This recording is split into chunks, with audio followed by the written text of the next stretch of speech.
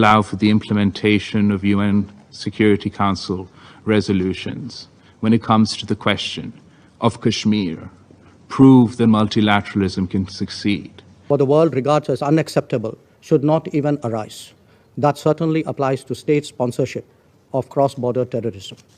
Nor can hosting Osama bin Laden and attacking a neighboring parliament serve as credentials to... doctor Jaishankar Bharat के जो external affairs के minister हैं वो कौम मुत्तहिदा में न्यूयॉर्क आए हैं और वो बात कर रहे हैं कि जो यूनाइटेड नेशन सिक्योरिटी काउंसिल है उसको जो है वो उसको एनहांस किया जाए। ये बात है इंडिया जो है उसको परमानेंट मेंबर के चक्कर में आया हुआ है सिक्योरिटी काउंसिल का। पाकिस्तान जो है वो कहता है कि उसको रोका जाए, जारी बात है। तो ये पाकिस्तान की ये कोशिश कितनी को कारगर हो सकती है? तो बिलावल साहब कुछ कर पाएंगे इस वाले से या कि बस गुफ्तन शदीदन बर्खास्तन? वो कहते हैं इन तिलों में तेल नहीं है। जिससे मैं बिलावल भुट्टो साहब की बात कौन सुनेगा आके यहाँ पे, और he is too young matter of fact. वो जो डॉक्टर जयशंकर के सामने खड़े होते हैं तो इस तरह लगता है प्रोफेसर के सामने कोई स्टूडेंट खड़ा हुआ है तो क्या उसको अपना डायरेक्टिव बयान करेंगे। इस वक्त आपका नंबर वन इशू सिर्फ इकॉनमी है। काश के बिलावल भुट्टो साहब ये सरकारी खर्चे पे ना, there is no match of India Pakistan, apple to oranges हैं। और इस वक्त मुझे ये बताएं, जब व्हाइट हाउस के अंदर से उनके साउथ एशिया का जो उनका बंदा है उसने परसों कह दिया कि India is a super power, तो आप किस खेत की मूली हैं कि यहाँ पे आके इस मामला हो तो वो भी मजाक बन जाता है। दूसरी तरफ आपने ये बात सही की, हमारी कोई सुनता ही नहीं, यानी पूरी दुनिया में कोई हमारी बात ही सुनने को तैयार नहीं है। यानी हमने अपना इमेज इस तरह का बना लिया है कि हम कोई केस लेके जाते हैं कि अगर चले आपके पास अगर सबूत है और आप लेकर जाए तो आपको पहले आप तो देखें पाकिस्तान की दुनिया में क्रेडिबिलिटी जीरो कब से हुई है? सिंस कारगिल। दुनिया में ऐसे कभी नहीं हुआ कि दो प्राइम मिनिस्टर मिले और अमन के मुतालिक डॉक्यूमेंट साइन कर लें और उसके बाद आपकी ही आर्मी जाके उसको सारा सैबोटाज कर दे। दुनिया में मजाक उड़ गया था और उस दिन से दुनिया को कोई पाकिस्तान की बातों पे एतबार नहीं है।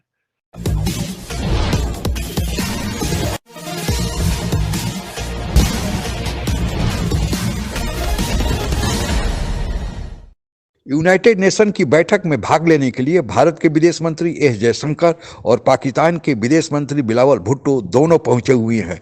भारत के विदेश मंत्री ने जहां भारत की दावेदारी यूनाइटेड नेशन में परमानेंट मेंबरशिप के लिए पेश की, तो पाकिस्तान के विदेश मंत्री ने इसे विरोध करने की कोशिश की। लेकिन एस जयशंकर ने ऐसा बिलावल भुट्टो को धोया कि वे बीच में ही मीटिंग छोड़कर निकल पड़े। पाकिस्तानी मीडिया भी यह कबूल कर रहा है कि एस जयशंकर के सामने बिलावल अभी बच्चा है। आगे की चर्चा सुनते हैं। बात है इंडिया जो है उसको परमानेंट मेंबर के चक्कर में आया हुआ है सिक्योरिटी काउंसिल का। पाकिस्तान जो है वो कहता है कि उसको रोका जाए, जारी बात है। तो ये पाकिस्तान की ये कोशिश कितनी को कारगर हो सकती है? क्योंकि ये पाकिस्तान कहता है जी कश्मीर के जैसे रेजोल्यूशन इम्प्लीमेंट नहीं हुए, तो अगर उस तरह की जब चीजें नहीं हुई तो इंडिया को तो एक रिस्पॉन्सिबल मुल्क नहीं है। और इससे पहले आपको पता है ओबामा और बहुत सारे और मुल्क जो हैं वो इंडिया जा कर कह चुके हैं कि हम आपको सपोर्ट करेंगे परमानेंट बने सिक्योरिटी काउंसिल पे। तो बिलावल साहब कुछ कर पाएंगे इस वाले से या कि बस गुफ्तन शदीदन बर्खास्तन? वो कहते हैं इन तिलों में तेल नहीं है चीमा साहब। उसकी वजह ये है कि बिलावल साहब आने का हो सकता है ये ट्रिप हो के कोई मैंने प्रोटेस्ट करना है जाके यूनाइटेड नेशंस, लेकिन मेरे हिसाब से तो वो सिर्फ अपनी पीआर अपने नेटवर्किंग के लिए आते हैं क्योंकि ख्वाब देख रहे हैं to become a prime minister of Pakistan. और वो मैंने और इस वक्त there is no match of India Pakistan, apple to oranges हैं। और इस वक्त मुझे ये बताएं, जब व्हाइट हाउस के अंदर से उनके साउथ एशिया का जो उनका बंदा है उसने परसों कह दिया कि India is a super power, तो आप किस खेत की मूली हैं कि यहाँ पे आके प्रोटेस्ट करेंगे? किन बेसिस पे करेंगे? आप आते हैं जहां पैसे मांगने आते हैं, आप पाँव में रींगते हैं आके, जो वो कहते हैं शर्तें आप मानते हैं। आप किस मुंह से चीजों को रोकेंगे? It's not possible. ना आपको ढंग की लॉबी फर्म हायर कर सकते हैं आप, ना आपके पास पैसे हैं, ना आपके पास कोई नैरेटिव है बेचने के लिए। आप दहशतगर्दी बेच के दुनिया में अपने आप को आपने इतना बदनाम कर रखा है और डबल गेम खेल के लोगों के साथ। और जिस दिन से उसामा बिन लादेन पाकिस्तान से मिले थे उसके बाद आपको लोग you have gone at least 25-50 years behind in foreign relations or public in foreign policy matters। और दूसरी आवाज जितनी थोड़ी बहुत थी वो आपके साइफर ने निकाल दी। खान साहब ने दुनिया को बताया कि you can not trust us, you can not trust us. तो इस सिलसिले में बिलावल भुट्टो साहब की बात कौन सुनेगा आके यहाँ पे, और he is too young, matter of fact. वो जो डॉक्टर जयशंकर के सामने खड़े होते हैं तो इस तरह लगता है प्रोफेसर के सामने कोई स्टूडेंट खड़ा हुआ है तो क्या उसको अपना डायरेक्टिव बयान करेंगे। इस वक्त आपका नंबर वन इशू सिर्फ इकॉनमी है। काश के बिलावल भुट्टो साहब ये सरकारी खर्चे पे ना आते, पाकिस्तान को पैसे बच जाते। यहाँ आएंगे, महंगे होटलों में फिरेंगे, महंगी गाड़ियों में फिरेंगे और सिर्फ नेटवर्किंग करेंगे। यहाँ अपनी माँ के चंद दोस्तों को मिलके चले जाएंगे और अंग्रेजी अपनी उसकी एक्सरसाइज कर जाएंगे, अंग्रेजी किस तरह बोलनी है। इस मामला तो वो भी मजाक बन जाता है। दूसरी तरफ आपने एक बात सही की, हमारी कोई सुनता ही नहीं, यानी पूरी दुनिया में कोई हमारी बात ही सुनने को तैयार नहीं। यानी हमने अपना इमेज इस तरह का बना लिया कि हम कोई केस लेके जाते हैं कि अगर चले आपके पास अगर सबूत है और आप लेकर जाए तो आपको पहले आप तो देखें पाकिस्तान की दुनिया में क्रेडिबिलिटी जीरो कब से हुई है? सिंस कारगिल। दुनिया में ऐसे कभी नहीं हुआ कि दो प्राइम मिनिस्टर मिले और अमन के मुतालिक डॉक्यूमेंट साइन कर लें और उसके बाद आपकी ही आर्मी जाके उसको सारा सैबोटाज कर दे। दुनिया में मजाक उड़ गया था और उस दिन से दुनिया को कोई पाकिस्तान की बातों पे एतबार नहीं है।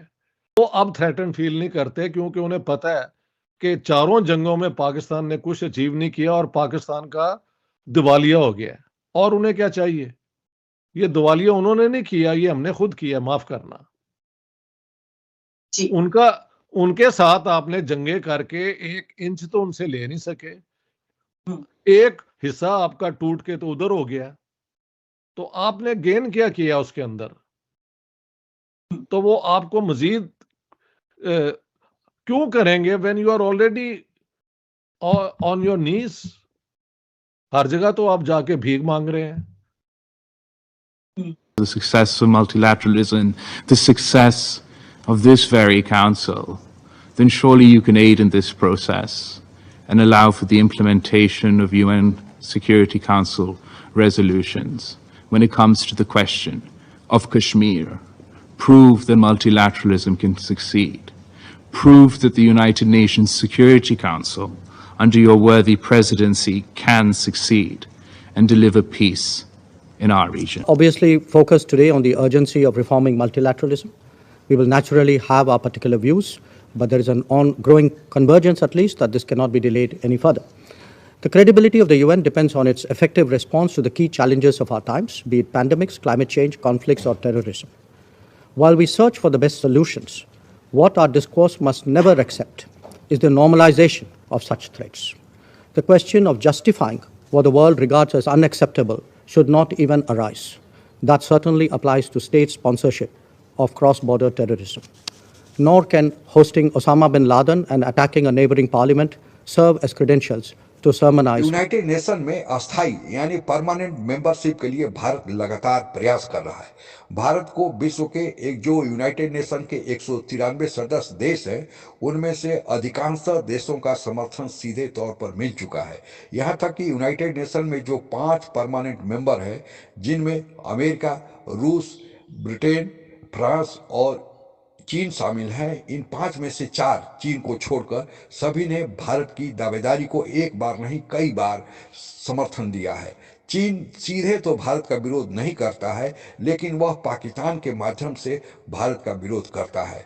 अब की बार भी जब यूनाइटेड नेशन में एस जयशंकर ने भारत के उसी दावेदारी को समक्ष रखा और कहा कि आज भारत विश्व की 5वीं बड़ी अर्थव्यवस्था है और वर्ल्ड बैंक और IMF की माने तो भारत जल्द ही जर्मनी और जापान को पीछे छोड़कर विश्व की 3री बड़ी अर्थव्यवस्था बन जाएगा।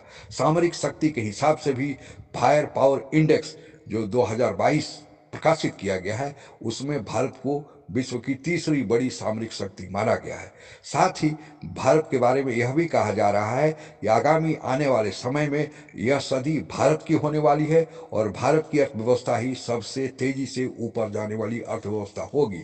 साथ ही भारत की जनसंख्या भी अब चीन से भी आगे होने जा रही है। इसलिए भारत का कहना है कि इतने सारे गुणों को होने के बावजूद, इतने सारे आंकड़े भारत के पक्ष में होने के बाद अब भारत को अस्थायी सदस्यता दिया जाना चाहिए। और इसके पीछे कारण यह भी दिया जा रहा है कि जब यूनाइटेड नेशन का गठन सेकेंड वर्ल्ड वार के खत्म होने के बाद किया गया था, उस समय की हालात, उस समय की परिस्थितियां कुछ दूसरी थी। उस समय करीब 100 के देश ही उसके सदस्य थे, लेकिन उसके बाद बहुत सारे देश टूटकर कई नए देशों का जन्म हुआ। जैसे भारत 1900 सेकेंड वर्ल्ड वार जब 45 में खत्म हुआ था तो भारत एक देश था। आज भारत में पाकिस्तान और बांग्लादेश जैसे 3 देश बने। उसी तरह सोवियत संघ एक देश था, लेकिन 1991 में उसमें 15 देश बन गए। तो जब देशों की संख्या बढ़ी, आबादी बढ़ी, तो अब 5 सदस्यीय permanent membership United nation security council का रखना कोई तर्क संगत नहीं लगता है। और इसलिए भारत का यह कहना है कि भारत को भी उसमें शामिल किया जाए। यूनाइटेड नेशन सिक्योरिटी काउंसिल का दायरा बढ़ाकर और देशों को शामिल किया जाए, ताकि यह पूरे विश्व के पूरे जो आज आबादी है उसका जन आकांक्षाओं को पूरा कर सके, उसमें जन प्रतिनिधित्व हो सके। भारत के साथ जर्मनी, जापान और ब्राजील भी भारत के साथ 4 देश यह चाहते हैं कि 5 से बढ़ाकर 9 कर दिया जाए, और ये चारों देश मिलकर एक साथ आगे की कार्रवाई भी करना चाहते हैं। और इसी लिहाज से भारत के विदेश मंत्री एस जयशंकर यूनाइटेड नेशन में पहुंचे हुए हैं, और उन्होंने अब की बार पुरजोर तरीके से भारत के यूनाइटेड नेशन सिक्योरिटी काउंसिल में सदस्यता की दावेदारी पेश की।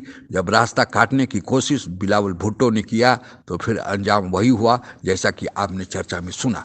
आज के लिए बस इतना ही। जय हिंद। आप अगर हमसे जुड़ा रहना चाहते हैं तो कृपया मेरे चैनल को सब्सक्राइब करें तथा बेल आइकन भी दबा दें, ताकि नई वीडियो की जानकारी तुरंत आप तक पहुंच जाए। धन्यवाद। जय हिंद।